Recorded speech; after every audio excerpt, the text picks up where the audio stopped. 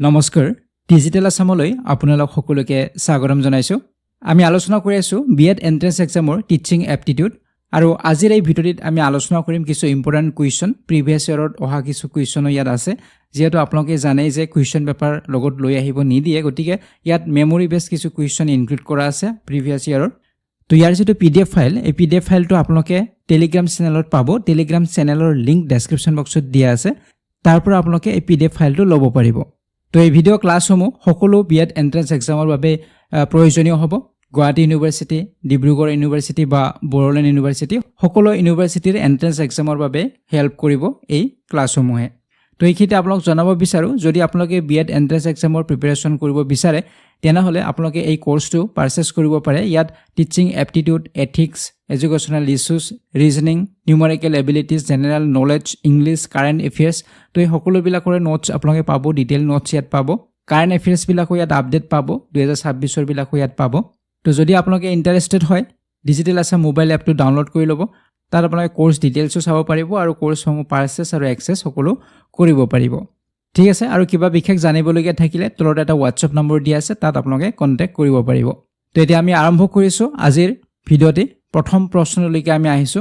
প্ৰথম প্ৰশ্নটো আমাক সুধিছে maximum participation of students is possible in teaching through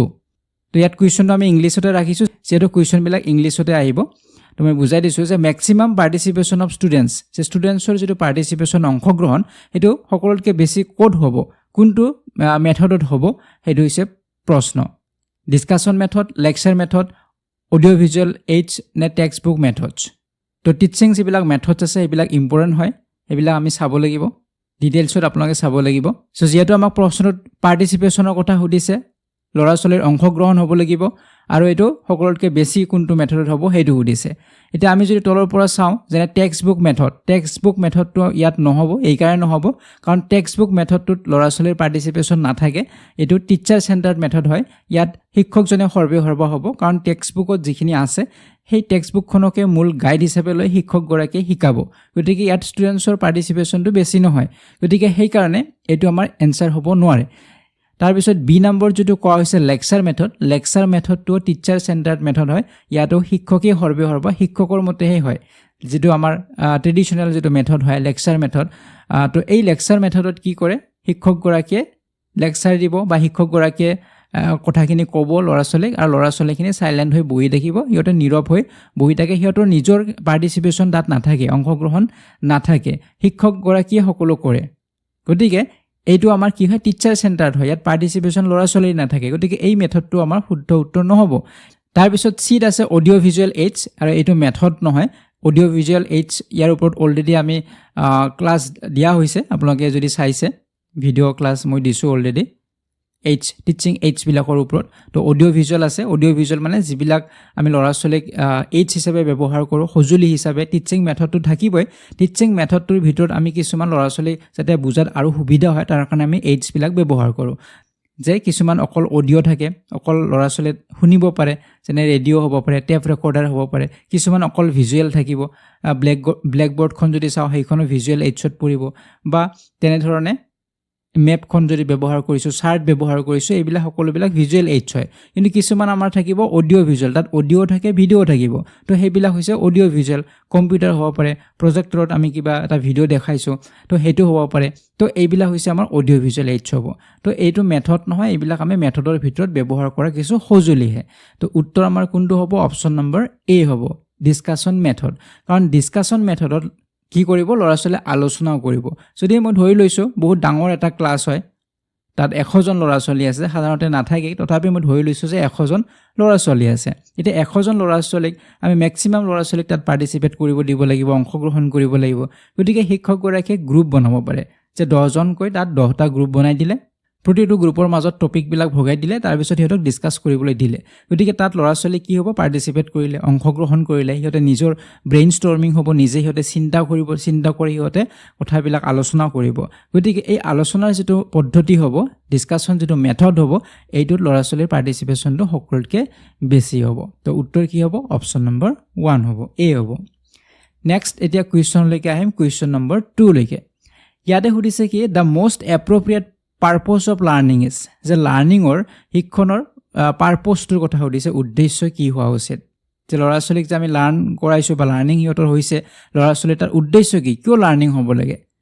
personal এডজাষ্টমেণ্টৰ কাৰণে, মডিফিকেশ্যন অফ বিহেভিয়াৰৰ কাৰণে, ছ'চিয়েল এণ্ড পলিটিকেল এৱাৰনেছ, নে preparing oneself for employment. তো লাষ্টৰটোতো নহয় যে আমি অকল চাকৰিৰ বাবে প্ৰিপেৰেশ্যন কৰাৰ বাবে সিহঁতৰ লাৰ্ণিং হ'ব লাগে, এইটো শুদ্ধ নহয়, এইটো আমি এলিমিনেট কৰি দিলোঁ। তাৰপিছত ছ'চিয়েল এণ্ড পলিটিকেল এৱাৰনেছ, অকল যে আমি সামাজিক আৰু পলিটিকেল সজাগতাৰ বাবে লাৰ্ণ হ'ব লাগে সেইটোও নহয়, তো এইটোও উত্তৰ নহ'ল। তো উত্তৰ আমাৰ কোনটো হ'ব, অপশ্যন নম্বৰ বি হ'ব, মডিফিকেশ্যন অফ বিহেভিয়াৰ,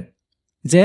বিহেভিয়াৰৰ কি হ'ব, মডিফিকেশ্যন হ'ব লাগিব। লাৰ্ণিং হোৱা মানে কি, এইটো মনত ৰাখিব লাগিব যে কেতিয়া শিক্ষণ হ'ল, কেতিয়া ল'ৰা ছোৱালীয়ে লাৰ্ণ কৰিলে, যেতিয়া লাৰ্ণ কৰিব সিহঁতৰ কি হ'ব, বিহেভিয়াৰৰ চেঞ্জেছ হ'ব, সিহঁতৰ আচৰণৰ সলনি হ'ব বা মডিফিকেশ্যন হ'ব।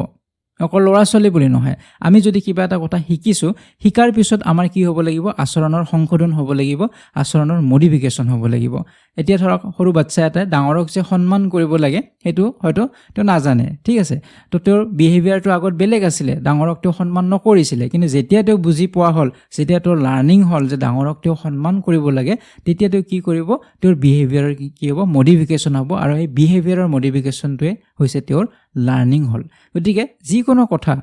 কথা আমি যেতিয়া লাৰ্ণ কৰিম তেতিয়া আমাৰ কি হ'ব, বিহেভিয়াৰৰ মডিফিকেশ্যন হ'ব, আৰু সেইটোৱে মূল উদ্দেশ্য। লাৰ্ণ হোৱা মানে ল'ৰা ছোৱালীৰ বা যিকোনো ব্যক্তিৰ লাৰ্ণিং হোৱা মানে তেওঁৰ আচৰণৰ সংশোধন হ'ব লাগিব, মডিফিকেশ্যন হ'ব লাগিব, আৰু সেইটোৱে লাৰ্ণিং বুলি কোৱা হয়। ঠিক আছে, অপশ্যন নম্বৰ বি হ'ব ইয়াৰ কাৰেক্ট এনচাৰ। তো এতিয়া আছোঁ আমি নেক্সট কুৱেশ্যনলৈকে, কুৱেশ্যন নম্বৰ 3 লৈকে। কি আছে ইয়াতে, কুৱেশ্যন নম্বৰ 3 কি সুধিছে, the most important challenge before a teacher is, যে শিক্ষকৰ সন্মুখত সকলোতকৈ ইম্পৰ্টেণ্ট চেলেঞ্জ কি আহে, প্ৰত্যাহ্বান কি আহে, ইম্পৰ্টেণ্ট প্ৰত্যাহ্বান কি আহিব পাৰে শিক্ষকৰ সন্মুখত। তো অপশ্যন এত কৈছে to maintain discipline in the ক্লাছৰুমত ডিচিপ্লিন মেইনটেইন কৰাটো এটা প্ৰত্যাহ্বান হয়। To make students do their homework, ল'ৰা ছোৱালী যাতে ঘৰত হোমৱৰ্কখিনি কৰে সেইটো এটা প্ৰত্যাহ্বান হয়। টু প্ৰিপেয়াৰ কুৱেশ্যন পেপাৰ প্ৰস্তুত কৰাটো এটা প্ৰত্যাহ্বান হয়, আৰু to make teaching learning process enjoyable. তো উত্তৰ কোনটো হ'ব, অপশ্যন নম্বৰ ডি হ'ব, যিহেতু প্ৰশ্নত আমাক সুধিছে মষ্ট ইম্পৰ্টেণ্ট, গোটেইকেইটাই চেলেঞ্জ হয়, শিক্ষকৰ সন্মুখত গোটেইকেইটাই চেলেঞ্জ হয়। ডিচিপ্লিন মেইনটেইন কৰাটো এটা বহুত ডাঙৰ চেলেঞ্জ হয়, ক্লাছৰুমত ল'ৰা ছোৱালী যাতে শৃংখলাবদ্ধভাৱে থাকে, ডিচিপ্লিন মেইনটেইন হৈ থাকে, তো সেইটো এটা চেলেঞ্জ হয়। হোমৱৰ্ক ল'ৰা ছোৱালীয়ে নকৰে সেইটো এটা চেলেঞ্জ হয়, কুৱেশ্যন পেপাৰ ছেট কৰাটো এটা চেলেঞ্জ হয়, কিন্তু মষ্ট ইম্পৰ্টেণ্ট বুলি কৈছে প্ৰশ্নত, আৰু সকলোতকৈ ইম্পৰ্টেণ্ট হ'ব অপশ্যন নম্বৰ ডি হ'ব, to make teaching learning process enjoyable, যে টিচিং লাৰ্ণিং যিটো প্ৰচেছ হ'ব, শিক্ষকগৰাকীয়ে দান কৰিব আৰু ল'ৰা ছোৱালীয়ে কি কৰিব, গ্ৰহণ কৰিব। গতিকে এই যিটো টিচিং আৰু লাৰ্ণিঙৰ যিটো প্ৰচেছ, এইটোক এনজয়েবল কৰাটো সকলোতকৈ বেছি ডাঙৰ প্ৰত্যাহ্বান হয় শিক্ষকৰ, কাৰণ ল'ৰা ছোৱালীৰ যিটো মনটো বা সিহঁতৰ যিটো মনোযোগটো স্থিৰ হৈ নাথাকে এটা ঠাইত, সিহঁতৰ মন অলপ সময় যদি পঢ়াত থাকে লগে লগে সিহঁতৰ মনটো ডাইভাৰ্ট হৈ যাব। গতিকে সিহঁতৰ মনটো পঢ়াত ধৰি ৰখাটো, আনন্দ মনেৰে যাতে পঢ়াখিনি সিহঁতে আয়ত্ব কৰে, পাঠটো আয়ত্ব কৰে, শিক্ষকৰ কথাবিলাক মনোযোগেৰে শুনিব, তো তাৰ কাৰণে টিচিং লাৰ্ণিং প্ৰচেছটো এনজয়েবল হ'ব লাগিব। গতিকে সেই এনজয়েবল কৰাৰ বাবে আমি TLM ব্যৱহাৰ কৰোঁ, আমাৰ লেচন প্লেন আমি ফ'ল' কৰিব লাগে, তো এইবিলাক আমি কৰিব লাগে। গতিকে এইটো সকলোতকৈ ডাঙৰ এটা টাস্ক হয়, নহ'লে ল'ৰা ছোৱালী ক্লাছটো কি হ'ব, সিহঁতৰ কাৰণে বৰিং হ'ব, সিহঁতৰ মনোযোগ নাথাকিব। গতিকে শিক্ষকগৰাকীয়ে মনোযোগ ধৰি ৰাখিব পাৰিব লাগিব। তো option number D is the correct answer. Next কুৱেশ্যনলৈকে আহিছোঁ, কুৱেশ্যন নম্বৰ 4লৈকে। ইয়াতে সুধিছে the teacher's role at the higher educational level is to. গতিকে আমি ইয়াতে প্ৰশ্নত হায়াৰ এডুকেশ্যনেল লেভেলৰ কথা সুধিছে, যে উচ্চ শিক্ষাৰ ক্ষেত্ৰত শিক্ষকৰ ৰোল কি হ'ব পাৰে। আমাৰ ইয়াতে প্ৰাইমাৰী বা প্ৰি প্ৰাইমাৰীৰ কথা সোধা নাই, হায়াৰ এডুকেশ্যনৰ কথা সুধিছে, সেই ক্ষেত্ৰত আমাৰ কি ৰোল হ'ব পাৰে। ইয়াতে অপশ্যন দিয়া আছে, শুদ্ধ উত্তৰটো হ'ব অপশ্যন নম্বৰ বি হ'ব, promote self learning in students. তো যেতিয়া হায়াৰ এডুকেশ্যনৰ কথা আহিব তেতিয়া আমি কিহৰ ওপৰত গুৰুত্ব দিব লাগিব, ছেল্ফ লাৰ্ণিঙৰ ওপৰত গুৰুত্ব দিব লাগিব। ল'ৰা ছোৱালীক যাতে নিজে নিজে সিহঁতে লাৰ্ণ কৰে, তাত আমি শিক্ষকগৰাকীয়ে প্ৰমোট কৰিব লাগিব, সিহঁতক অনুপ্ৰেৰণা দিব লাগিব, উৎসাহিত কৰিব লাগিব, যাতে সিহঁতে নিজে নিজে পঢ়ে, নিজে নিজে বুজে, নিজে নিজে লিখাৰ এটা অভ্যাস কৰাব লাগিব। যিহেতু ইয়াতে হায়াৰ এডুকেশ্যন লেভেলৰ কথা প্ৰশ্নত আমাক সুধিছে, তো এই লেভেলত শিক্ষকগৰাকীয়ে ল'ৰা ছোৱালীক ছেল্ফ লাৰ্ণিঙৰ ওপৰত বেছিকৈ গুৰুত্ব দিব লাগিব, যাতে ল'ৰা ছোৱালীয়ে নিজে নিজে পঢ়ি বুজি লিখিব পাৰে বা বুজিব পাৰে, তাৰ ওপৰত সিহঁতক বেছি উৎসাহিত কৰিব লাগিব। ঠিক আছে, নেক্সট কুৱেশ্যনলৈকে আহিম এতিয়া, কুৱেশ্যন নম্বৰ 5লৈকে। ইয়াতে সুধিছে a teacher's major contribution towards the maximum self realization of the student is affected through তো ইয়াতো শিক্ষকৰ মেজৰ কন্ট্ৰিবিউশনৰ কথা সুধিছে শিক্ষক এগৰাকীৰ যি অৱদানৰ কথা সুধিছে কিহৰ ক্ষেত্ৰত যে সেলফ ৰিয়েলাইজেচনৰ ক্ষেত্ৰত যে ছাত্ৰজনৰ যেটো সেলফ ৰিয়েলাইজেচন হ'ব ষ্টুডেন্টছৰ তো হেতু যথেষ্ট এফেক্ট কৰিব শিক্ষকৰ যেটো তাত যথেষ্ট পৰিমাণৰ ভূমিকা থাকে অৱদান থাকে যে সেলফ ৰিয়েলাইজেচন মানে ল'ৰা ছোৱালী নিজে আত্ম উপলব্ধি কৰিব যে সিহঁতে কি বিচাৰে সিহঁতৰ কি নিডছ আছে সিহঁতৰ কি অভাৱ প্ৰতিজন ছাত্ৰৰে অভাৱ বেলেগ বেলেগ থাকিব পাৰে গতিকে সিহঁতে নিজৰ অভাৱ নিজৰ প্ৰয়োজন বা নিজৰ যি উদ্দেশ্য সিহঁতৰ যি গোল সেই গোলটো সিহঁতে ৰিয়েলাইজ কৰিব পাৰিব লাগিব গতিকে এই ক্ষেত্ৰত শিক্ষকৰ কি থাকিব যথেষ্ট কন্ট্ৰিবিউশন থাকিব গতিকে ইয়াতে সুধিছে কোনটোৱে এফেক্ট কৰিব বা প্ৰভাৱিত কৰিব হেতু হৈছে প্ৰশ্ন তো অপচনত আছে constant fulfilment of the students needs strict control of classroom activities sensitivity to students needs goals and purposes তো উত্তৰ অপচন নম্বৰ কি হ'ব সি হ'ব যে ষ্টুডেন্টছৰ যেটো নিডছ কি কোনজন ছাত্ৰৰ কি অভাৱ কি প্ৰয়োজন হেতু শিক্ষক গৰাকী জানিব লাগিব হেতু সেনজিটিভিটি থাকিব লাগিব শিক্ষকসকল সংবেদনশীল হ'ব লাগিব কিহৰ ক্ষেত্ৰত ল'ৰা ছোৱালী বিলাকৰ নিডছৰ ক্ষেত্ৰত এটা ক্লাছত 30 ল'ৰা ছোৱালী আছে প্ৰতিজন ল'ৰা ছোৱালীৰে নিডছ কিন্তু একে হ'ব নোৱাৰে সিহঁতৰ বেলেগ বেলেগ নিডছ হ'ব কাৰণ ইন্ডিভিজুৱেল ডিফাৰেন্স সিহঁতৰ আছে আৰু সেই কাৰণে সিহঁতৰ নিডছ বিলাকো বেলেগ বেলেগ কোনো এজন ছাত্ৰ কৰবাত দুৰ্বল কোনোবা এজনে হয়তো কৰবাত দুৰ্বল আছে গতিকে তেওঁলোকৰ নিডছ বিলাক বেলেগ বেলেগ হ'ব গতিকে সেইখিনি শিক্ষক গৰাকীয়ে জানিব লাগিব সিহঁতৰ গোলছ বিলাক সিহঁতৰ পাৰপজেছ বিলাক জানিব লাগিব তো তেতিয়া কি কৰিব পাৰিব সেই ছাত্ৰজনক সেই হিচাপে গাইড কৰিব পাৰিব যে এজন ছাত্ৰ এনেকুৱা গোল এজন ছাত্ৰৰ এনেকুৱা ধৰণৰ উদ্দেশ্য বা এজন ছাত্ৰ অমুকত বেছি ভাল তো তেনে ধৰণে আমি কি কৰিম সিহঁতক গাইড কৰিব লাগিব আৰু হেইটোৰ জৰিয়তে ল'ৰা ছোৱালীয়ে নিজক বেছিকে ভালদৰে সিহঁতে বুজি পাব ল'ৰা ছোৱালীয়ে সিহঁতৰ সেলফ ৰিয়েলাইজেচনটো মেক্সিমাইজ কৰিব পাৰিম আমি আৰু বৃদ্ধি কৰিব পাৰিম আৰু হেতু কোনে সহায় কৰিব শিক্ষক গৰাকীয়ে সহায় কৰিব আৰু শিক্ষকৰ যথেষ্ট পৰিমাণে ইয়াত অৱদান থাকে তো হেতু কাৰণে শিক্ষক গৰাকীৰ কি দায়িত্ব হ'ব তেওঁৰ সেনজিটিভিটি থাকিব লাগিব ষ্টুডেন্টছৰ নিডছ কি গোলছ কি বা পাৰপজেছ কি সেইখিনি জনাটো গতিকে আমি প্ৰতিজন ছাত্ৰৰ বিষয়ে ডিটেইল জানিবলৈ ট্ৰাই কৰিব লাগিব প্ৰতিজন ছাত্ৰৰ মাজত কি ডিফাৰেন্স আছে কি নিডছ আছে সেইখিনি আমি জানাৰ বাবে চেষ্টা কৰিব লাগিব অকল ক্লাছত সোমালো পঢ়ালো গুছি আহিলো হেতু নহয় ল'ৰা ছোৱালীৰ লগত এটাচমেন্ট এটা থাকিব লাগিব ঠিক আছে নেক্সট কুৱেশ্যন নম্বৰ 6 লৈকে আহিছো এতিয়া কুৱেশ্যন নম্বৰ 6 ত কৈছে the best way by a teacher to introduce a new subject by যে এজন শিক্ষকে নতুন এটা সাবজেক্ট ইন্ট্ৰোডিউস কৰিব নতুন এটা সাবজেক্ট এটা ইন্ট্ৰোডিউস কৰিব ক্লাছত শিকাব গতিকে তেওঁ কেনে ধৰণে এটো ইন্ট্ৰোডিউস কৰিব হেতু হৈছে প্ৰশ্ন তো অপচনত আছে giving a broad outline of the সাবজেক্টৰ এটা ডাঙৰকে আউটলাইন এটা বনাব তাৰ পিছত কৈছে relating it to daily life situation যেটো বিষয় তেওঁ পঢ়াব সেই বিষয়টোক ৰিলেট কৰিব ডেইলি লাইফৰ লগত ৰিলেট কৰি দিব যে আমি দৈনন্দিন জীৱনত এইটো কাম কৰোৱে তো তেনে ধৰণে দৈনন্দিন জীৱনৰ লগত হেতুক ৰিলেট কৰিব সিট কৈছে relating it to previously studied subject যে আগত এটা বিষয় পঢ়িছিলো সেই বিষয়টোৰ লগত ৰিলেট কৰিব লিংক লগাব আৰু any of this D number কৈছে যে ওপৰৰ যিকোনো তেওঁ কৰিব পাৰে তো উত্তৰ কি হ'ব অপচন নম্বৰ ডি হ'ব এনি অফ দিস হ'ব যে ওপৰত তেওঁ যিকোনো কৰিব পাৰে এনেকুৱা মেন্ডেটৰি নহয় যে তেওঁ সদায় ডেইলি লাইফৰ সিচুৱেচনৰ লগতে হেতু লিংক কৰিব লাগিব তো আমি যেতিয়া নতুন এটা বিষয় নতুন এটা টপিক নতুন এটা লেসন আমি ল'ৰা ছোৱালী শিকাম তো শিকোৱাৰ সময়ছোৱাত আমি যেতিয়া প্ৰথম তাক ইন্ট্ৰোডিউস কৰিম ক্লাছত যে আজি এটা তোমালোকক নতুন পাঠ শিকাম তো তেতিয়া ডাইৰেক্টলি আমি পাঠটো নিশিকাও কিন্তু ডাইৰেক্টলি আমি পাঠটোৰ ভিতৰত নুহুমাও তো হিয়তক প্ৰথমতে সেই পাঠটো এই বিষয়টোৰ প্ৰতি বা সেই টপিকটোৰ প্ৰতি সেই সাবজেক্টটোৰ প্ৰতি ইন্টাৰেষ্টটো আনিব লাগিব আৰু হিয়তৰ আগ্ৰহ আনিবৰ কাৰণে আমি প্ৰথমতে সেই বিষয়টোতনো কি আছে সেই বিষয় কিছু আমি এটা ডাঙৰকে আউটলাইন বৰ্ডত লিখি দিব পাৰো বা আমি দৈনন্দিন জীৱনত হেতু কেনেদৰে আমি ব্যৱহাৰ কৰিছো বা তেনে ধৰণে আমি লিংক কৰিব পাৰো নাইবা আমি যদি আগত তাৰ লগত ৰিলেটেড কিবা এটা সাবজেক্ট পঢ়িছো ধৰিলক আমি পানীৰ বিষয় পঢ়িছিলো কিন্তু সেই পানীৰ বিষয়টোতে আকৌ গছৰ বিষয় তাত উল্লেখ কৰা আছিল আৰু এতিয়া আমি গছ সাবজেক্টৰ বিষয় পঢ়িম বা ল'ৰা ছোৱালীক পঢ়াম তেতিয়া সেই টপিকটো আগৰ যেটো টপিক আছিল হেতুৰ লগতো আমি ৰিলেট কৰিব পাৰো যে আগত যে আমি পাইছিলো তো তেনে ধৰণে আমি ৰিলেট কৰিব পাৰো গতিকে ল'ৰা ছোৱালীক আমি নতুন যেতিয়া এটা টপিক পঢ়াম নতুন এটা লেসন পঢ়াম তো তেতিয়া সদায় হিয়তৰ সেই বিষয়টোৰ প্ৰতি মনোযোগ অনাৰ বাবে আমি ডাইৰেক্টলি ক্লাছটো আৰম্ভ কৰিব নালাগে বা টপিকটোৰ ভিতৰত সোমাব নালাগে প্ৰথমে সেই টপিকটোতনো কি আছে সেই বিষয়ে অলপ আভাস দিব লাগে এটা ইন্ট্ৰোডাকশন দিব লাগে ইন্টাৰেক্টিভ হয় ক্লাছটো বা হিয়তো আনন্দ পায় তো তাৰ বাবে তাৰ লগত ৰিলেটেড সেই টপিকটোৰ লগত ৰিলেশ্যন কিন্তু থাকিব লাগিব থকা আমি আমাৰ ডেইলি লাইফৰ লগতো ক'ব পাৰোঁ বা কিবা যদি তাৰ লগত মিলা গান এটা আছে সেইটোও আমি গাব পাৰোঁ তো তেনেধৰণে আমি আৰম্ভ কৰিব লাগে ইন্ট্ৰডিউচ কৰিব লাগে ঠিক আছে নেক্সট এতিয়া কুৱেশ্যনলৈকে আহিম কুৱেশ্যন নম্বৰ 7লৈকে ইয়াতে সুধিছে which of the following statement is not correct তলত কেইটামান ষ্টেটমেণ্ট দিয়া আছে ইয়াৰে কোনটো শুদ্ধ নহয় সুধিছে তো প্ৰথমতে কৈছে lecture method can develop reasoning lecture method can develop knowledge lecture method is one way process and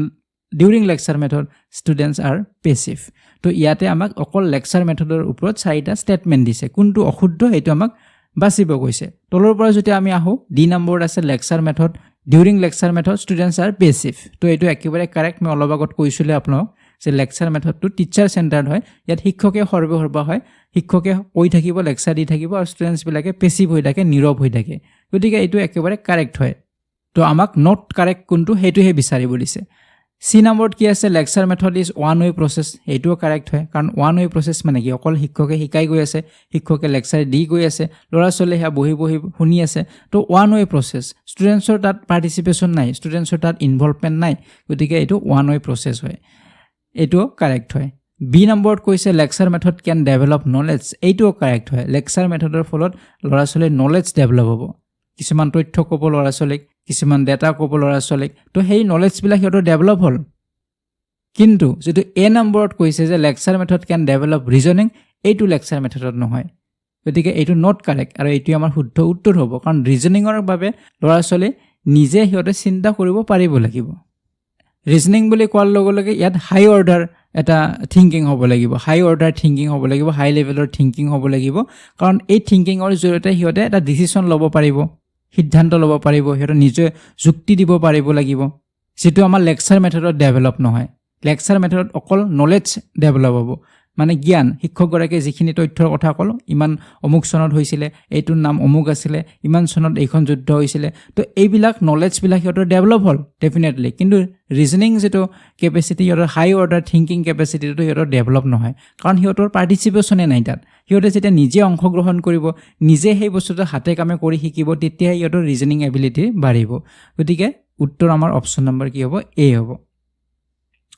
next কুৱেশ্যনলৈকে আহিম এতিয়া কুৱেশ্যন নম্বৰ 8লৈকে ইয়াতে সুধিছে for formulating the curriculum which factor is most important যে যেতিয়া আমি কাৰিকুলাম বা পাঠ্যক্ৰম আমি ফৰ্মুলেট কৰিম তেতিয়া কোনটো বেছি ইম্পৰ্টেণ্ট ফেক্টৰ হ'ব পাৰে কাৰিকুলাম বনোৱাৰ ক্ষেত্ৰত পাঠ্যক্ৰম বনোৱাৰ ক্ষেত্ৰত তো টিচাৰ্ছ এবিলিটি আছে অপশ্যনত চিলড্ৰেনছ কেপেবিলিটিছ এণ্ড নিডছ আছে national ideology and social and cultural ideas তো প্ৰশ্নত আমাক কৈছে মোষ্ট ইম্পৰ্টেণ্ট বুলি মোষ্ট ইম্পৰ্টেণ্ট ফেক্টৰ বুলি কোৱাৰ লগে লগে উত্তৰ হ'ব অপশ্যন নম্বৰ বি হ'ব চিলড্ৰেনছ কেপেবিলিটিছ এণ্ড নিডছ কাৰিকুলাম বনোৱাৰ ক্ষেত্ৰত সকলোতকৈ প্ৰধান যেটো ফেক্টৰ হ'ব বা চাবলগীয়া দিশ হ'ব সেইটো প্ৰথমে চাব লাগিব যে কোনজন ছাত্ৰৰ বাবে বা কোনটো শ্ৰেণীৰ বা কোনটো ষ্টেজৰ ল'ৰা ছোৱালীৰ বাবে আমি কাৰিকুলাম বনাই আছোঁ তো সেই ল'ৰা ছোৱালীবিলাকৰ কেপেবিলিটিছ কিমান সিহঁতৰ সামৰ্থ্য কিমান সিহঁতৰ নিডছ কি প্ৰয়োজন কি কোনবিলাক বিষয় সিহঁতে জনাটো প্ৰয়োজন তাৰ ওপৰত ভিত্তি কৰিহে আমি কাৰিকুলাম বনাব লাগিব গতিকে ক্লাছ 3 যদি কাৰিকুলাম বনাই আছোঁ আমি যদি তাত যিবিলাক টপিক এড কৰিছোঁ সেইবিলাক যদি ক্লাছ 6 লেভেলৰ হয় তো সিহঁতে নোৱাৰিব গতিকে সিহঁতৰ এজ যেটো চাব লাগিব সিহঁতৰ কোনটো এজত আছে কোনটো ষ্টেজত আছে সেই ষ্টেজ মতে চিলড্ৰেনৰ যেটো কেপেবিলিটিছ কিমান হ'ব সিহঁতৰ নিডছ কিমান হ'ব সেই হিচাপেহে কাৰিকুলাম প্ৰস্তুত কৰিব লাগিব এইটো বিষয় হৈছে প্ৰথম বিষয় তাৰ পিছতহে বাকি বিষয় বা নেশ্যনেল আইডিঅলজি হওক বা ছ'চিয়েল কালচাৰেল আইডিয়াছ হওক এইবিলাক পিছত আহিব কিন্তু প্ৰধান হৈছে বি নম্বৰটো হ'ব ঠিক আছে তো এতিয়া নেক্সট কুৱেশ্যনলৈকে আহিম কুৱেশ্যন নম্বৰ 9লৈকে ইয়াতে সুধিছে which of the following comprise teaching skill ইয়াতে সুধিছে টিচিং স্কিলৰ কথা তো টিচিং স্কিলৰ বিষয়ে আমি আলোচনা কৰিছিলোঁ পেইড কোৰ্চতো দিয়া আছে সকলো ইউটিউবতো মই টিচিং স্কিল বা টিচিং এইডছ এইবিলাকৰ ওপৰত ভিডিঅ' ক্লাছ মই লৈছোঁ তো তাতো আপোনালোকে চাব পাৰিব তো ইয়াতে সুধিছে which of the following comprise teaching skill তলৰ কোনটো টিচিং স্কিল হয় টিচিং স্কিলৰ ভিতৰত পৰিব blackboard writing questioning explaining all the above কোনটো টিচিং স্কিলত পৰিব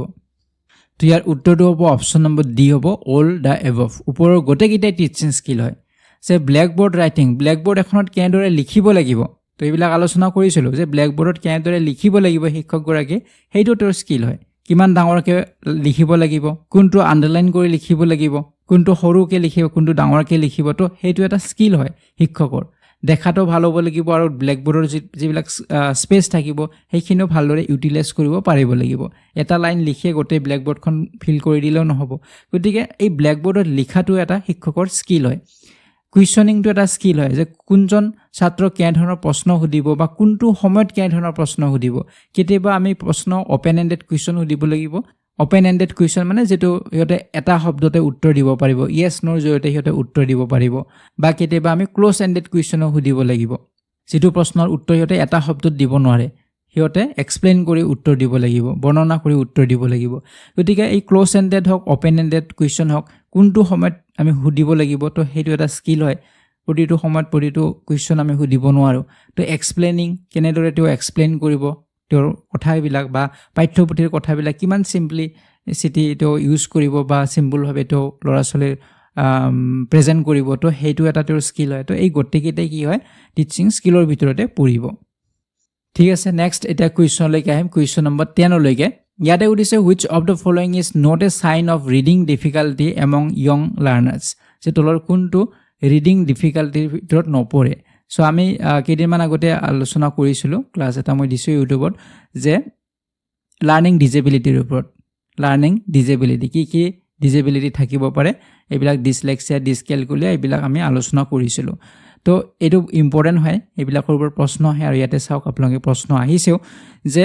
which of the following is not a sign of reading difficulty among young learners বুলি কৈছে যে young learners বিলাকৰ ভিতৰত কোনটো ৰিডিং ডিফিকাল্টিৰ ভিতৰত নপৰে ইয়াত অপচনত থকা কোনটো ৰিডিং ডিফিকাল্টি নহয় তো প্ৰথমতে কৈছে লেটাৰ এণ্ড ৱৰ্ড ৰিকগনিশ্যন এটো ডেফিনেটলি ৰিডিং ডিফিকাল্টি হয় যে যদি ল'ৰা ছোৱালীয়ে লেটাৰ আৰু ৱৰ্ড বিলাক ৰিকগনাইজ কৰিব নোৱাৰে তো হেতু পঢ়োতে হেতৰ ভুল হ'ব লেটাৰ বিলাক চিনি পোৱা নাই পঢ়িব পৰা নাই ৱৰ্ড বিলাক হেতে ৰিকগনাইজ কৰিব পৰা নাই তো এটো ৰিডিংৰ ক্ষেত্ৰত হোৱা অসুবিধা তাৰ পিছত ৰিডিং স্পিড এণ্ড ফ্লুৱেন্সি এইটো ডেফিনেটলি ৰিডিং ডিফিকাল্টিৰ ভিতৰতে পৰিব যিমান স্পিডত হেতে পঢ়িব লাগে বা যিমান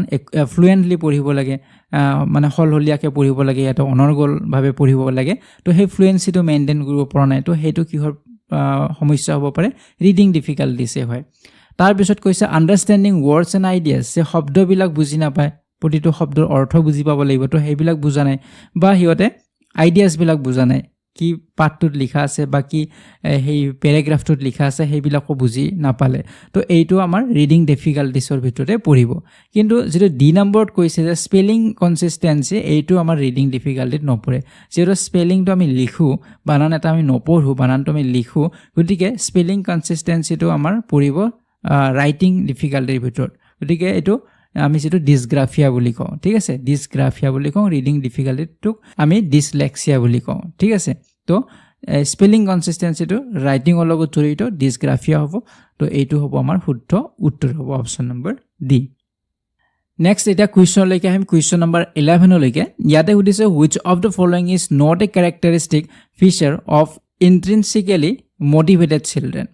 তো ইয়াতে মোটিভেটেড চিলড্ৰেনৰ কথা সুধিছে ইন্ট্ৰিনসিক্যালি মোটিভেটেড চিলড্ৰেনৰ কথা সুধিছে আৰু তলৰ কোনটো ক্যাৰেক্টাৰিস্টিক বা বৈশিষ্ট্য নহয় ইন্ট্ৰিনসিক্যালি মোটিভেটেড ল'ৰা ছোৱালীৰ তো মেইনলি দুই প্ৰকাৰৰ আমাৰ মোটিভেশন থাকিব তাৰ আৰু ভাগ থাকে কিন্তু মেইন হৈছে থৈ ললো ইন্ট্ৰিনসিক মোটিভেশন আৰু এক্সট্ৰিনসিক মোটিভেশন তো ইয়াতে আমাক প্ৰশ্ন সুধিছে ইন্ট্ৰিনসিক মোটিভেশন মানে আভ্যন্তৰীণভাৱে ইহতে মোটিভেট হ'ব লাগিব ভিতৰৰ পৰা ইহতে মোটিভেট হ'ব লাগিব যেটো এক্সট্ৰিনসিক হয় এটো বাহ্যিক হয় ধৰি লওক শিক্ষক গৰাকীয়ে কৈছে যে তুমি যদি এই কামটো কৰা বা এইটো টাস্ক দিছো বা এইখিনি তোমাক লিখিব দিছো এইখিনি লিখিলে তোমাক এটা চকলেট দিম বা তোমাক এটা পুৰস্কাৰ দিম তো তেতিয়া সেই পুৰস্কাৰটোৰ বাবে হেটো পঢ়িব তো এই যেটো মোটিভেশন পাব যে পুৰস্কাৰ পাম মই তাৰ বাবে মই লিখিলো তো এই মোটিভেশনটো তেওঁৰ এক্সট্ৰিনসিক হ'ব তো বাহ্যিক হয় এটো তো মনৰ ভিতৰৰ পৰা অহা নাই তেওঁ যদি মনৰ ভিতৰৰ পৰা আহে যে এইখিনি মই কৰিব লাগিব এইখিনি কৰিলে মই মনত এটা আনন্দ পাম বা মোৰ মনটো ভাল লাগিব এই টাস্কটো কমপ্লিট কৰিলে তো হেতু তেওঁৰ ইন্ট্ৰিনসিক মোটিভেশন হ'ব কিন্তু যিকোনো বাহ্যিক কাৰণত আমি পঢ়ি আছো কিহৰ বাবে যে মোক এটা চাকৰি লাগে চাকৰিটোৰ বাবে পঢ়ি আছো তো হেতু আমাৰ এক্সট্ৰিনসিক মোটিভেশন হয় মোৰ উদ্দেশ্য কিন্তু চাকৰিটো হে আৰু সেই চাকৰিটো পোৱাৰ বাবেহে মই পঢ়ি আছো মানে মোটিভেট কৰি আছে সেই চাকৰিটো গতিকে এটো বাহ্যিক হয় ভিতৰৰ পৰা অহা নাই মোৰ ইন্ট্ৰিনসিক মোটিভেশন নহয় তো ইয়াতে আমাক সুধিছে ইন্ট্ৰিনসিক্যালি মোটিভেটেড চিলড্ৰেনৰ কোনটো বৈশিষ্ট্য নহয় তো আমি যদি শেষৰ পৰা আহো ডি নম্বৰত কৈছে দে লাইক চ্যালেঞ্জিং টাস্ক তো এইটো আমাৰ ইন্ট্ৰিনসিক্যালি মোটিভেটেড চিলড্ৰেনৰ এটা বৈশিষ্ট্য হয় কাৰণ যিহেতু তেওঁ ইন্ট্ৰিনসিক্যালি মোটিভেট হৈছে মানে আভ্যন্তৰীণভাৱে হৈছে গতিকে তেওঁলোকে টাস্কবিলাক কৰি বহুত ভাল পাব তেওঁলোকে চ্যালেঞ্জবিলাক ভাল পাব যে এইটো আজি চ্যালেঞ্জ পালো এইটো কাম কৰিব দিছে এইটো সাৰে প্ৰবলেম সলভ কৰিব দিছে ইহঁতে বহুত আনন্দত হেতু কৰিব এইটো ভাল পাব ইহঁতে বাধ্যত পৰি নহয় ইহঁতে ভাল পাই কৰিব যেহেতু ইহঁতে মোটিভেশনটো পাইছে ইন্ট্ৰিনসিক্যালি গতিকে এইটো বৈশিষ্ট্য হয় আমাক কোনটো নহয় সুধিছে তো সিট কৈছে they display a high level of energy while working এইটো কাৰেক্ট হয় যেতিয়া ইহঁতে এই টাস্কবিলাক কৰিব কাম কৰিব বা প্ৰবলেমবিলাক সলভ কৰিব তাত ইহঁতে হাই লেভেল এটা এনাৰ্জি লাভ কৰিব ইহঁতে বাধ্যত পৰি যেহেতু কৰা নাই ইহঁতে এনাৰ্জি এটা থাকিব হাই লেভেলৰ এইটো কাৰেক্ট হয় আৰু বি নম্বৰত কৈছে এনজয় ডুইং দিয়াৰ ৱৰ্ক ডেফিনেটলি তেওঁলোকে কাম কৰি থকা সময়ত এনজয় কৰিব বহুত আনন্দ মনেৰে কৰিব যেহেতু ইহঁতে ইন্ট্ৰিনসিক্যালি মোটিভেট হৈছে আৰু যেটো এ নম্বৰত কৈছে এ নম্বৰটো একেবাৰে অশুদ্ধ হয় দে অলৱেজ সাকসিড বুলি কৈছে এনেকুৱা নহয় যে ইন্ট্ৰিনসিক্যালি মোটিভেট হল ল'ৰা-ছোৱালী সদায় সাকসেছ হ'বই সফল হ'বই এইটো নহয় তেওঁলোকো বিফল হ'ব পাৰে ঠিক আছে নেক্সট কুৱেশ্যন লৈকে আহিম এতিয়া কুৱেশ্যন নম্বৰ 12 লৈকে ইয়াতে সুধিছে which of the following is not an appropriate tool for formative assessment তো ইয়াতে formative assessmentৰ কথা সুধিছে formative assessment আৰু summative assessment তো আমি যদি চাওঁ formative assessment যেটো মূল্যায়ন হ'ব হেতু অহৰহভাৱে মূল্যায়ন চলিব ডিউৰিং ক্লাছত আমাৰ মূল্যায়ন হ'ব বা টিচিং লাৰ্নিং প্ৰসেসটো চলি থকা সময়ত মূল্যায়ন হ'ব যে ধৰি লওক মই এটা লেসন শিকাই আছো তো এই লেসনটোৰ মাজতে মই ল'ৰা-ছোৱালী ইভালুৱেট কৰিলো যে কিমাননো হিহঁতে বুজি পাই আছে মোৰ পঢ়ুৱাখিনি তো ইহঁতক দুই চাৰিটা প্ৰশ্ন সুধিলো বা কিবা এটা লিখিব দিলো তো তেনেদৰে আমি কি কৰিব পাৰো এটোৰ এসেসমেন্ট ল'ব পাৰো মূল্যায়ন কৰিব পাৰো গতিকে এইটো হৈছে ফৰ্মেটিভ এসেসমেন্ট এইটো কন্টিনিউয়াস প্ৰসেস হয় কন্টিনিউয়াসলি চলি থাকিব টিচিং লাৰ্নিং প্ৰসেসটো চলি থকাৰ লগে লগে এই ইভালুৱেশ্যন এই এসেসমেন্টটো চলি থাকিব এইটো হৈছে ফৰ্মেটিভ এসেসমেন্ট এটা আছে সামেটিভত কি হয় এটা পিৰিয়ড শেষ হোৱাৰ পিছত আমাৰ সেই এসেসমেন্টটো হয় যেনে এটা লেসন শেষ হৈ গল তাৰ পিছত আমি হিহঁতৰ পৰীক্ষা ললো এটা ইউনিট শেষ হৈ গল তাৰ পিছত পৰীক্ষা ললো 6 মাহ পাৰ হৈ গল আমি হাফ ইয়াৰলি এক্সাম ললো বছৰ পাৰ হৈ গল আমি এনুৱেল এক্সাম ললো তো এইবিলাক হৈছে আমাৰ সামেটিভ হয় ঠিক আছে দুটাৰ মাজত পাৰ্থক্যটো বুজি ল'ব আৰু ইয়াতে যেটো সুধিছে আমাৰ ফৰ্মেটিভ এসেসমেন্টৰ কথা কোনটো এপ্ৰোপ্ৰিয়েট টুল নহয় বুলি সুধিছে তো প্ৰথমটো হৈছে এছাইনমেন্টটো ডেফিনেটলি ফৰ্মেটিভ এসেসমেন্টতে পৰিব ল'ৰা-ছোৱালীক আমি শিকাই আছো তো শিকোৱাৰ মাজতে সেই ইউনিটটোৰ ওপৰত এটা এছাইনমেন্ট লিখিব দিলো তো এইটো টিচিং লাৰ্নিং প্ৰসেসটো চলি থকাৰ সময়তে হয় তো এইটো পিছত নহয় যে 6 মাহ পিছত হৈছে বছৰৰ পিছত হৈছে আৰু ফৰ্মেটিভ এসেসমেন্টৰ আৰু এটা বৈশিষ্ট্য আপোনালোকে জানি থক যে ফৰ্মেটিভ এসেসমেন্টত কি হয় ল'ৰা-ছোৱালীক শিকোৱাৰ বাবেহে আমি এসেসমেন্টটো কৰো এসেসমেন্ট ফৰ লাৰ্নিং হয় মানে হিহঁতক শিকোৱাৰ বাবেহে আমি এসেসমেন্ট কৰি আছো উদ্দেশ্যটো হৈছে আমাৰ হিহঁতক শিকোৱা যে হিহঁতে যদি নোৱাৰে আমি যেতিয়া এসেসমেন্ট কৰিলো হিহঁতৰ পৰীক্ষা ললো তো হিহঁতে নোৱাৰিলে তাৰ মানে হিহঁতক সেই কথাখিনি আকৌ শিকাম উদ্দেশ্যটো কি হিহঁতক শিকাব লাগিব মুঠতে যেনে ধৰে নহওক গতিকে ফৰ্মেটিভ এসেসমেন্টটো তেনে ধৰণৰ আৰু যেটো সামেটিভ এসেসমেন্ট হয় তাত এসেসমেন্ট অফ লাৰ্নিং হয় যেহেতু কিয় আমি এসেস কৰিলো মূল্যায়ন কৰিলো হিহঁতে কিমান শিকিলে হেতু জনাৰ কাৰণে উদ্দেশ্যটো হিহঁতক শিকোৱা নহয় হিহঁতে কিমান জানিলে হেতু যেনে 6 মাহ হিলি পৰীক্ষা লৈছো হাফ ইয়াৰলি এক্সাম 6 মাহত হিহঁতে কি শিকিলে আমি সেইখিনি জানিলো আৰু সেইখিনি তাতে শেষ কাৰণ 6 মাহ পাৰ হোৱাৰ পিছত সেই যিখিনি পৰীক্ষা ললো সেইখিনিটো আৰু হিহঁতক শিকোৱা নহয় আৰু পুনৰ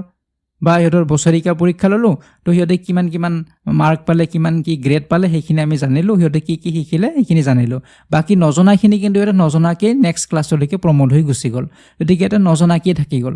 উদ্দেশ্যটো হৈছে হিহঁতে কি জানিলে কি শিকিলে হেতু জনা আৰু ফৰ্মেটিভ এসেসমেন্টত হৈছে আমি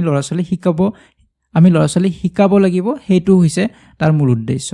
গতিকে এছাইনমেন্টটো আমাৰ ফৰ্মেটিভ এসেসমেন্টত পৰিব অৰেল কুৱেশ্যনটো পৰিব অৰেল কুৱেশ্যন মৌখিক প্ৰশ্ন আমি সুধিবই পাৰো আমি যেতিয়া ক্লাছটো লৈ থাকিম তেতিয়াও আমি যিকোনো এটা ষ্টৰী শিকাই আছো ল'ৰা-ছোৱালীক 2-4টা ল'ৰা-ছোৱালীক আমি প্ৰশ্ন সুধিলো আমি জানিলো যে হিহঁতে কিমানখিনি বুজি পাই আছে বা যদি বুজি পোৱা নাই কাৰোবাৰ ভুল হৈছে লগে আমি আকৌ সেইখিনি হিহঁতক শিকাব পাৰো তো এইটো অৰেল কুৱেশ্যনটো ফৰ্মেটিভ এসেসমেন্টতে পৰিব কিন্তু যেটো সি নম্বৰত কৈছে টাৰ্ম টেষ্টটো এইটো আমাৰ ফৰ্মেটিভ এসেসমেন্টত নপৰে টাৰ্ম টেষ্টটো এটা টাৰ্ম শেষ হোৱাৰ পিছতহে হ'ব এটা টাৰ্ম শেষ হৈ গল সেই টাৰ্মটো শেষ হোৱাৰ পিছত ইহঁতৰ এসেসমেন্ট হ'ব গতিকে এইটো সামেটিভ এসেসমেন্টত পৰিব ফৰ্মেটিভ নহয় কুইজ আৰু গেমছটো ফৰ্মেটিভ এসেসমেন্টত পৰিব আমি ল'ৰা-ছোৱালীক এটা কুইজ ল'ব পাৰো ইহঁতৰ লেসনটোৰ ওপৰত বা এই ইউনিটটো যি পঢ়াই আছো তাৰ ওপৰত যে আজি যি শিকালো তাৰ ওপৰত তোমালোকক এটা গেম খেলিব দিম তাৰ ওপৰত তোমালোকক এটা কুইজ দিলো তো এইবিলাক এক্টিভিটি আমি দিব পাৰো ডিউৰিং ক্লাছতে আমি দিব পাৰো তো এইটো এটা ফৰ্মেটিভ এসেসমেন্টৰে এইবিলাক টুলস হয় ঠিক আছে তো এই ডিফাৰেন্স বিলাক আপোনালোকে জানিব লাগিব এতিয়া আছে নেক্সট কুৱেশ্যন নম্বৰ 13 লৈকে ইয়াতে সুধিছে which of the following statements do not describe the characteristic of teacher centered methods of teaching. So ইয়াতে টিচাৰ চেণ্টাৰ মেথডৰ কথা সুধিছে তো আমি অলপ আগত পাইছিলোঁ আলোচনা কৰিছিলোঁ যে যেনে লেকচাৰ মেথডটোৰ কথা পাইছিলোঁ টিচাৰ চেণ্টাৰ্ড হয় কাৰণ ইয়াত শিক্ষকগৰাকীয়ে সৰ্বেসৰ্বা হয় গতিকে তেনে ধৰণৰ মেথড আমাৰ আছে বহুকেইটা তো সেই মেথডবিলাকত কি হয় টিচাৰবিলাকে সৰ্বেসৰ্বা হয় ল'ৰা ছোৱালীৰ পাৰ্টিচিপেশ্যনটো নাথাকে তো তাৰে ওপৰতে কিছুমান আমাৰ ইয়াত কি দিছে কেৰেক্টাৰিষ্টিক দিছে আমাৰ তলত ষ্টেটমেণ্ট দিয়া হৈছে গতিকে কোনটো ষ্টেটমেণ্টে কোনবিলাক ষ্টেটমেণ্টে টিচাৰ চেণ্টাৰ্ড মেথডৰ কথা কোৱা নাই হেতু হৈছে প্ৰশ্ন কোনটো ষ্টেটমেণ্টত টিচাৰ চেণ্টাৰ্ড মেথডৰ কথা কোৱা নাই যেনে প্ৰথমটোত কৈছে ষ্টুডেণ্টছ আৰ পেছিভ লাৰ্নাৰ যে এইটো ডেফিনেটলি আমাৰ কিহৰ কথা কৈছে টিচাৰ চেণ্টাৰ্ড মেথডৰ কথা কৈছে কাৰণ টিচাৰ চেণ্টাৰ্ড মেথডত শিক্ষকে যেটো সৰ্বেসৰ্বা হয় লাৰ্নাৰবিলাক ল'ৰা ছোৱালীবিলাক ছাত্ৰ ছাত্ৰীবিলাক পেছিভ হৈ থাকে তো এইটো আমাৰ টিচাৰ চেণ্টাৰ্ড মেথডৰ কথা কৈছে বি নম্বৰত কৈছে teacher X as a facilitator for learning তো এইটো কিন্তু টিচাৰ চেণ্টাৰ্ড মেথডৰ কথা কোৱা নাই বি নম্বৰটোত কোৱা নাই ঠিক আছে কাৰণ ইয়াতে শিক্ষকগৰাকী কি বুলি কৈছে ফেচিলিটেটৰ বুলি কৈছে আৰু ফেচিলিটেটৰ হৈ শিক্ষকগৰাকী তেতিয়া থাকিব যেতিয়া ষ্টুডেণ্ট চেণ্টাৰ্ড মেথড হ'ব তাত ষ্টুডেণ্ট চেণ্টাৰ্ড মেথডত ল'ৰা ছোৱালীৰ ইনভলভমেণ্টটো বেছি থাকে পাৰ্টিচিপেশ্যনটো বেছি থাকে শিক্ষকগৰাকী জাষ্ট ফেচিলিটেটৰ হিচাপে থাকিব সহায়কাৰী হিচাপেহে থাকিব ল'ৰা ছোৱালীক অলপ সহায় কৰি দিব নুবুজা থাকিলে বাকীখিনি ল'ৰা ছোৱালী নিজে কৰিব গতিকে এইটো ষ্টুডেণ্ট চেণ্টাৰ্ড মেথড হয় ঠিক আছে তো বি নম্বৰটো আমাৰ টিচাৰ চেণ্টাৰ্ড মেথডত নপৰে এটা আমি পালোঁ ষ্টেটমেণ্ট তাৰপিছত চিট যদি চাওঁ টিচাৰ ডাইৰেক্টছ লাৰ্নিং এক্টিভিটিজ তো এইটো আমাৰ টিচাৰ চেণ্টাৰ্ডৰে কেৰেক্টাৰিষ্টিক হয় বৈশিষ্ট্য হয় কাৰণ ইয়াতে কৈছে টিচাৰ ডাইৰেক্ট কৰে টিচাৰগৰাকীয়ে ডাইৰেক্ট কৰিব লাৰ্নিং এক্টিভিটিজবিলাক সিহঁতক দিব গতিকে ইয়াত শিক্ষকগৰাকীয়ে সৰ্বেসৰ্বা তাৰপিছত যদি আমি চাওঁ ডি নম্বৰত যে learning is based on কলাবৰেশ্যন between students যে ষ্টুডেণ্টছৰ মাজত যদি কলাবৰেশ্যন হ'ব তো সেইটো কিন্তু টিচাৰ চেণ্টাৰ্ড মেথডত নহয় এইটো ষ্টুডেণ্ট চেণ্টাৰ্ড মেথডতেই হ'ব কাৰণ ল'ৰা ছোৱালীৰ মাজত ইনভলভমেণ্ট হ'ব ল'ৰা ছোৱালীৰ মাজত সিহঁতৰ ইণ্টাৰেকশ্যন হ'ব পাৰ্টিচিপেট কৰিব সিহঁতে ডিছকাশ্যন মেথডেই হওক বা প্ৰব্লেম চলভিং মেথডেই হওক যিকোনো মেথড নহওক কিয় তাত ল'ৰা ছোৱালীৰ কি হ'ব কলাবৰেশ্যন হ'ব তো এইটো এটা আমি পালোঁ ডি নম্বৰটো আৰু ই নম্বৰত আছে যে learning is based on student interest তো এইটো আমাৰ ষ্টুডেণ্ট চেণ্টাৰ্ডৰ হয় এইটো টিচাৰ চেণ্টাৰ মেথডত নপৰিব যিহেতু ইয়াত কোৱা হৈছে যে লাৰ্নিংটো কিহৰ ওপৰত বেছ কৰি লাৰ্নিং হ'ব শিক্ষণ হ'ব সেইটো ষ্টুডেণ্টছৰ ইণ্টাৰেষ্টৰ ওপৰত ষ্টুডেণ্টছৰ ক'ত ইণ্টাৰেষ্ট আছে সেইটোৰ ওপৰত ভিত্তি কৰি সিহঁতক শিকোৱা হ'ব আৰু এইটো কিন্তু অকল ষ্টুডেণ্ট চেণ্টাৰ্ড এপ্ৰ'চতে হয় টিচাৰ চেণ্টাৰ্ড এপ্ৰ'চত ষ্টুডেণ্টছৰ ইণ্টাৰেষ্টৰ কথা চিন্তা কৰা নহয় তো আমি কি পালোঁ তেনেহ'লে বি নম্বৰ পালোঁ ডি আৰু ই পালোঁ গতিকে উত্তৰ অপশ্যন নম্বৰ চি হ'ব বি ডি আৰু ই একেটা টিচাৰ চেণ্টাৰ্ড মেথডৰ ভিতৰত নপৰে তো এতিয়া আহিছোঁ নেক্সট কুৱেশ্যন নম্বৰ 14লৈকে ইয়াতে সুধিছে which teaching strategy is most effective for diverse classroom তো ইয়াতে কৈছে ডাইভাৰ্ছ ক্লাছৰুমৰ কথা এতিয়া ডাইভাৰ্ছ ক্লাছৰুম মানে কি ডাইভাৰ্ছ ক্লাছৰুম মানে তাত সকলো ধৰণৰ ল'ৰা ছোৱালী থাকিব ক্লাছৰুমটোত ডাইভাৰ্চিটি থাকিব যেনে ধৰক বিভিন্ন বেকগ্ৰাউণ্ডৰ ল'ৰা ছোৱালী আছে তাত বেলেগ বেলেগ ধৰ্মৰ ল'ৰা ছোৱালী থাকিব পাৰে বেলেগ বেলেগ ছ'চিঅ' ইকনমিক ষ্টেটাছ থকা ল'ৰা ছোৱালী হ'ব পাৰে যে ধনী ল'ৰা ছোৱালী আছে তাত যে ধনী ঘৰৰ ল'ৰা ছোৱালীও আছে দুখীয়া ঘৰৰ ল'ৰা ছোৱালীও আছে তাত ধৰি লওক অসমীয়াও আছে ল'ৰা ছোৱালী বড়ো ল'ৰা ছোৱালীও আছে বেংগলী ল'ৰা ছোৱালীও আছে গতিকে এই গোটেইবিলাক তাত বেলেগ বেলেগ ছ'চিঅ' কালচাৰেল বেকগ্ৰাউণ্ডৰ পৰা অহা ল'ৰা ছোৱালী তাত আছে তো সেই ক্লাছৰুমটো কি ক'ব ডাইভাৰ্ছ ক্লাছৰুম ক'ব গতিকে ডাইভাৰ্ছ ক্লাছৰুমৰ ক্ষেত্ৰত টিচিং ষ্ট্ৰেটেজি কোনটো বেছি ইফেক্টিভ হ'ব সেইটো হৈছে প্ৰশ্ন আৰু ইয়াৰ উত্তৰ হ'ব অপশ্যন নম্বৰ চি হ'ব ডিফাৰেঞ্চিয়েটেড ইনষ্ট্ৰাকশ্যন তো ডাইভাৰ্ছ ক্লাছৰুমত শিক্ষকগৰাকীৰ যথেষ্ট দায়িত্ব বাঢ়িব আৰু তেওঁ ডিফাৰেঞ্চিয়েট ইনষ্ট্ৰাকশ্যন দিব লাগিব কাৰণ তাত বেলেগ বেলেগ ছ'চিঅ' কালচাৰেল বেকগ্ৰাউণ্ডৰ পৰা অহা ল'ৰা ছোৱালী যিহেতু আছে শিক্ষকগৰাকীৰ এইটোও দায়িত্ব হ'ব যে তেওঁলোকৰ বেকগ্ৰাউণ্ডবিলাক চেক কৰিব লাগিব কেনে পৰিয়ালৰ পৰা আহিছে কি তেওঁৰ ছ'চিঅ' বা ইকনমিক ষ্টেটাছ কি এইটো জানিব লাগিব তেওঁ ধনী ঘৰৰ ল'ৰা ছোৱালী নে দুখীয়া ঘৰৰ হয় নে তেওঁৰ কালচাৰেল যিটো বেকগ্ৰাউণ্ডটো কি হয় সংস্কৃতি কি হয় তেওঁৰ ভাষা কি হয় এইবিলাক জানিব লাগিব আৰু জানি সেই হিচাপে ডিফাৰেঞ্চিয়েটেড ইনষ্ট্ৰাকশ্যন দিব লাগিব সকলোকে একে ধৰণৰ ইনষ্ট্ৰাকশ্যন নিৰ্দেশনা দিব নোৱাৰিব ইনষ্ট্ৰাকশ্যনটো কি কৰিব লাগিব ডিফাৰেঞ্চিয়েট কৰিব লাগিব পৃথক হ'ব লাগিব এইখিনি ল'ৰা ছোৱালীক বেলেগ এইখিনি ল'ৰা ছোৱালীক বেলেগ বা এইখিনি ল'ৰা ছোৱালীক আমি বেলেগ ধৰণে সিহঁতক ট্ৰিট কৰিলোঁ তো এনেধৰণে সিহঁতক শিকাব লাগিব গতিকে ডিফাৰেঞ্চিয়েটেড ইনষ্ট্ৰাকশ্যন হ'ব লাগিব ডাইভাৰ্ছ ক্লাছৰুমত এইটো সকলোতকৈ বেছি ইফেক্টিভ হয় টিচিং ষ্ট্ৰেটেজিটো তো বি নম্বৰ যিটো ইগন'ৰ বুলি কৈছে যে আমি সিহঁতৰ মাজত ডিফাৰেঞ্চি আছে এইটোক আমি ইগন'ৰ কৰিব নোৱাৰোঁ আমি ঠিক আছে ইউনিফৰ্ম টিচিং মেথড আমি ব্যৱহাৰ কৰিব নোৱাৰোঁ সকলোৰে বাবে একে মেথড ব্যৱহাৰ কৰিছোঁ সেইটোও নোৱাৰোঁ ষ্ট্ৰিক্ট লেকচাৰ মেথড দিব নোৱাৰোঁ গতিকে সকলোতকৈ ইফেক্টিভ হ'ব আমি ডিফাৰেঞ্চিয়েটেড ইনষ্ট্ৰাকশ্যন দিব লাগিব এতিয়া আহিছোঁ কুৱেশ্যন নম্বৰ 15 লৈকে ইয়াতে সুধিছে which method promotes higher order thinking skills তলৰ কোনটো মেথডে হায়াৰ অৰ্ডাৰ থিংকিং স্কিলছ ইয়াতে প্ৰমোট কৰিব কোনটো মেথডত হায়াৰ অৰ্ডাৰ থিংকিং ল'ৰা ছোৱালীৰ হ'ব হায়াৰ অৰ্ডাৰ থিংকিং মানে গমে পাইছে উচ্চ পৰ্যায়ৰ সিহঁতৰ চিন্তা সিহঁতৰ স্কিল সিহঁতৰ ডেভেলপ হ'ব কোনটোত প্ৰথমটোত কৈছে ৰোড মেমৰাইজেশ্যন এইটোতো হ'বই নোৱাৰে মেমৰাইজেশ্যন কৰিব সিহঁতে মুখস্থ কৰাত কোনো আমাৰ হায়াৰ অৰ্ডাৰ থিংকিঙৰ প্ৰয়োজন নহয় তাৰপিছত ড্ৰিলৰ কথা কৈছে ড্ৰিল মানে প্ৰেক্টিছৰ কথা কৈছে যে আমি যেতিয়া কিবা এটা বিষয় বা কিবা এটা বস্তু আমি প্ৰেক্টিছ কৰি শিকোঁ তো তাতো আমাৰ হায়াৰ অৰ্ডাৰ থিংকিঙৰ প্ৰয়োজন নহয় ঠিক আছে আমি প্ৰেক্টিছৰ ফলতহে শিকিছোঁ এইটো বাৰে বাৰে কৰি ৰিপিট কৰি আমি শিকিছোঁ তো 3 নম্বৰ বা চি নম্বৰটো হ'ব শুদ্ধ উত্তৰ যে প্ৰব্লেম সলভিং মেথড যে প্ৰব্লেম সলভিং মেথডত কি কৰিব শিক্ষকে এটা প্ৰব্লেম দিব যে এটা মেথছৰে প্ৰব্লেম হওক ল'ৰা ছোৱালীক দিলে তো ল'ৰা ছোৱালীয়ে সেইটো নিজে সিহঁতে প্ৰব্লেমটো সলভ কৰিব শিক্ষকগৰাকী জাষ্ট ফেচিলিটেটৰ হিচাপে থাকিব আৰু কিবা নুবুজা থাকিলে বা সিহঁতে যদি ভুল দিশত যায় সেই দিশটো সিহঁতক কাৰেক্ট কৰি দিব কিন্তু বাকীখিনি সিহঁতে নিজে সিহঁতে কৰিব নিজে সিহঁতে চিন্তা কৰিব নিজে সিহঁতে যুক্তি তৰ্ক কৰিব তাৰ জৰিয়তে সিহঁতে এটা সলিউশ্যনলৈকে আহিব ঠিক আছে তো ইয়াতে কি হ'ল ইহঁতৰ চিন্তাটো হায়াৰ অৰ্ডাৰ থিংকিং হ'ল ইহঁতৰ গতিকে এই প্ৰব্লেম সলভিং মেথডটোত আমাৰ হায়াৰ অৰ্ডাৰ থিংকিং হয় ঠিক আছে তো উত্তৰ অপশ্যন নম্বৰ চি হ'ব তো এতিয়া শেষত এটা প্ৰশ্ন আপোনালোকৰ বাবে আছে আপোনালোকে উত্তৰটো কমেণ্ট বক্সত দিব মই উত্তৰটো ইয়াতে নকওঁ আপোনালোকে কমেণ্ট বক্সত শুদ্ধ উত্তৰটো দিব প্ৰশ্নটো হৈছে which of the following reflects experiential learning তো ইয়াতে এক্সপেৰিয়েণ্টিয়েল লাৰ্ণিঙৰ কথা সুধিছে কোনটোৱে ৰিফ্লেক্ট কৰিব listening to lectures, learning through direct experience, memorizing books, watching videos only. ঠিক আছে উত্তৰটো আপোনালোকে কমেণ্ট বক্সত দিব আৰু নেক্সট যেটো আমি ক্লাছ ল'ম তাত ইয়াৰ সঠিক উত্তৰটো কি মই বুজাই দিম ঠিক আছে তো এই প্ৰশ্নখিনি আমি আলোচনা কৰিলোঁ আৰু ইয়াৰ পিডিএফটো আপোনালোকে টেলিগ্ৰাম চেনেলত পাব তলত লিংক দিয়া আছে টেলিগ্ৰাম চেনেলৰ তাত আপোনালোকে পাব তো বিষয়বিলাক অলপ ডিটেইলছ পঢ়িব লাগিব কাৰণ কুৱেশ্যনবিলাকটো কমন নাহিব বিষয়বিলাক আপোনালোকৰ যদি বুজা থাকে টপিকবিলাকৰ বিষয় যদি থুলমূলকৈ আপোনালোকে ধাৰণা থাকে তেতিয়া এনচাৰ্ছবিলাক ইজিলি কৰিব পাৰিব ঠিক আছে তো বহুতো ভিডিঅ' ক্লাছ আছে এইবিলাক আপোনালোকে চাব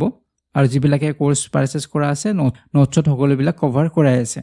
তো আজিৰ এই ভিডিঅ'টি ইমানখিনি আছিলে পৰৱৰ্তী ভিডিঅ'ত আপোনালোকক পুনৰবাৰ লগ পোৱাৰ আশাৰে আজিৰ এই ভিডিঅ'টিৰ পৰা বিদায় লৈছোঁ ধন্যবাদ